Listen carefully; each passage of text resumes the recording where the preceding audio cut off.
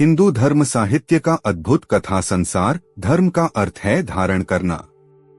जो मनुष्य उत्तम विचार, उत्तम दर्शन और उत्तम आचरण को धारण करता है वह मनुष्य धर्म से संपन्न है। इस कारण संसार भर में मनुष्य मात्र का धर्म एक ही है। सभी मनुष्य एक ही धर्म से संचालित होते हैं, किंतु सांसारिक स्तर पर धर्म के अलग-अलग नाम और स्वरूप दिखाई देते हैं।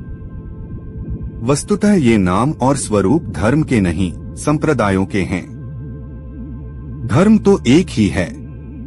यही कारण है कि भारत के लोग प्रायः यह कहते हुए सुनाई देते हैं कि हिंदू धर्म कोई धर्म नहीं है, यह तो जीवन शैली है। सत्य सनातन धर्म ही हिंदुओं का धर्म है। वस्तुतः सत्य सनातन धर्म ही संसार भर के मनुष्यों का वास्तविक धर्म है। उसी को हम हिंदू धर्म कहते हैं। इस धर्म के नियम किसी ने बनाए नहीं हैं, मनुष्य ने अपने अनुभव से प्राप्त किए हैं। जैसे कि दूसरों की भलाई करने से पुण्य मिलता है, अथवा भूखे को रोटी और प्यासे को पानी देने से पुण्य मिलता है। ये नियम सभी धर्मों में एक जैसे हैं। यही सत्य सनातन धर्म है। संसार भर के समस्त मनुष्यों का एक ही सत्य सनातन धर्म है। यह बात हिंदू धर्म से बाहर के लोगों को समझ में नहीं आती, इसलिए वे अपने अपने संप्रदाय का जोर शोर से प्रचार करते हुए अपने संप्रदाय को ही धर्म कहते हैं। जबकि किन्हीं भी दो मनुष्यों के धर्म अलग अलग नहीं हो सकते, वह तो एक ही है।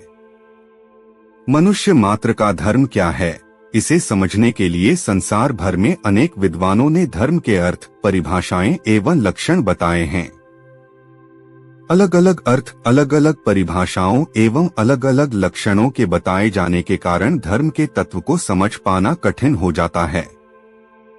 मनुष्य धर्म पर चले, इसके लिए आवश्यक है कि वह धर्म को समझे। यही कारण है कि जब से मनुष्य का धर्म नामक विचार से परिचय हुआ है, तब से ही मनुष्य ने धर्म के मर्म को समझने के लिए कथाओं का सहारा लिया है।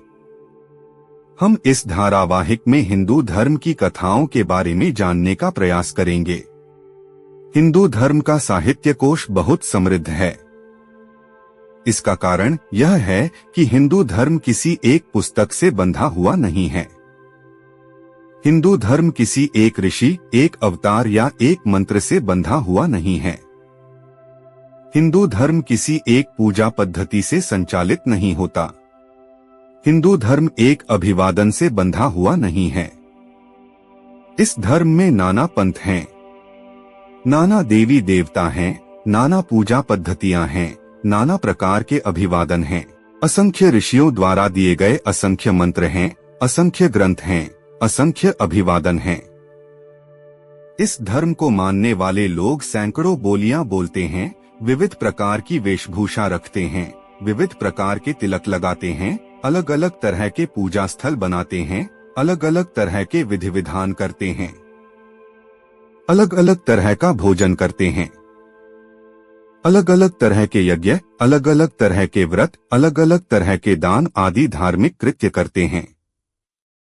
हिंदू धर्म के भीतर सैकड़ों तरह की वैवाहिक पद्धतियां हैं, सैकड़ों तरह की मान्यताएं हैं, सैकड़ों तरह के संस्कार एवं मृतकों की अंत्येष्टियां हैं।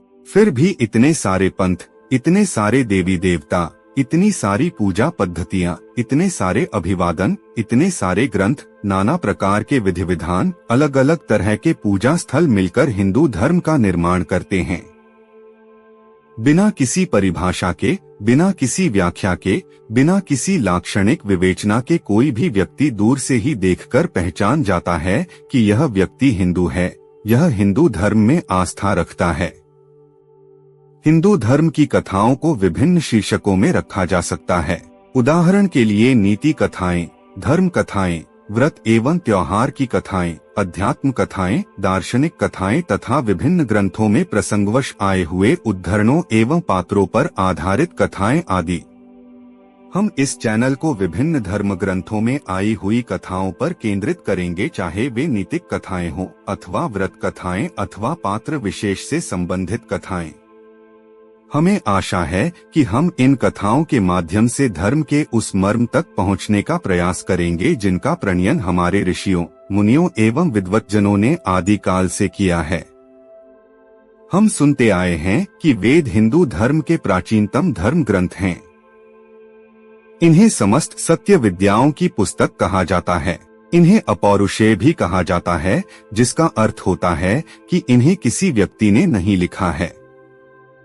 व्यावहारिक स्तर पर इस बात के दो अर्थ हो सकते हैं। पहला यह कि वेद हमें देवताओं द्वारा दिए गए, और दूसरा यह कि यह किसी एक व्यक्ति ने नहीं लिखे, अपितु जंगलों में बैठे ऋषिगण समय समय पर ऋचाओं का प्राकट्य करते रहे और बाद में महर्षि वेदव्यास ने उन मंत्रों को एक संहिता के रूप में अर्थात पुस्तकों के रूप में लिपिबद्ध कर दिया, जिन्हें हम वेद कहते हैं। वेदों की ही तरह ब्राह्मणों, उपनिषदों, आरण्यकों तथा पुराणों में भी हजारों साल पुरानी कहानियां उपलब्ध होती हैं। हजारों कथाएं ऐसी भी हैं जो एक से अधिक ग्रंथों में आई हैं तथा उनके विन्यास में थोड़ा बहुत अंतर भी है। इन प्राचीनतम ग्रंथों में बहुत सी कथाएं ऐसी भी हैं जो प्राकृतिक घटनाओं का दैवीकरण एवं मानवीकरण करके कथाओं के रूप में लिखी गई हैं। इन कथाओं में पृथ्वी की उत्पत्ति होने से लेकर पृथ्वी के समुद्र से बाहर निकलने, सप्तद्वीपों का निर्माण होने, दिन रात बनने, सूर्य चंद्र ग्रहण लगने, धरती पर कोहरा फैलने जैसी सैकड़ों छोटी बड़ी प्राकृतिक घटनाओं का निरूपण किया गया है। हिंदू धर्म